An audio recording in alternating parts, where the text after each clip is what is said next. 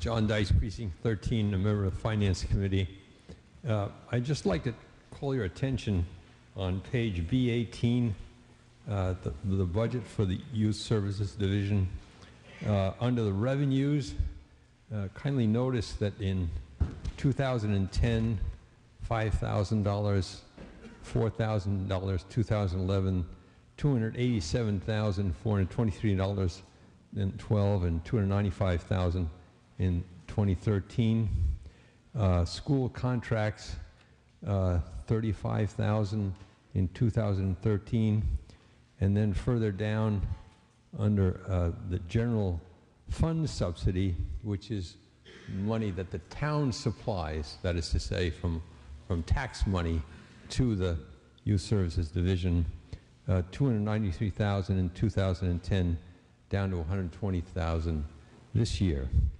And then finally, maybe about 6 or 7 from the bottom, fee for service clinicians, 171,000 and 204,000.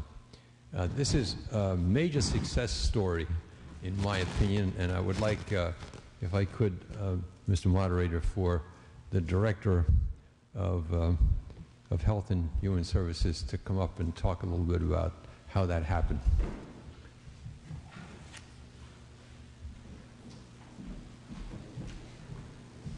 Thank you. Christine Connolly, Director of Health and Human Services. As many of you may have remembered, a couple of years ago I came to you and told you about a plan we were putting in place after a cut to our department. We received about a $200,000 cut that prompted us to look at the way services were provided. As you may remember, the Youth Counseling Center provides direct mental health counseling to youth and families here in Arlington. At that time, what we did was we revamped the agency. We went from a staff-based counseling model to a fee-for-service model. We then began signing contracts with all the major health insurance companies in order to be able to bill, and that's where you see the income coming in. We then were able to hire fee-for-service clinicians, and today we have, I believe, over 13 clinicians that we can flex to as many hours as we want per week that they're willing to work based on the number of clients that we bring in. So we're able to keep this very small or grow this very large depending on the need. And let me tell you, the need is great. Here in Arlington, we're serving over 200 clients at any given time. We have about 12 on our wait list currently. The director is constantly trying to bring in more clinicians in order to address that need.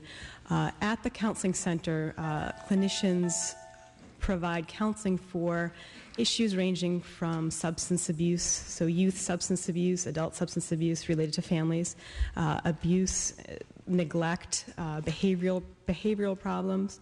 And if any of you know youth and families that are in need of counseling services, you know that child counseling in Massachusetts is really lacking. And so we're really lucky here in Arlington to have this opportunity to have the Youth Counseling Center and a sustainable model that is supported both by the community as well as donors in the community. So thank you for your continued support. The $120,000 subsidy is incredibly important. Many agencies that are private that don't receive town funding tend to close down. So I have to say that the department, the staff that work there are truly appreciative. So thank you. Thank you. Mr. Peluso?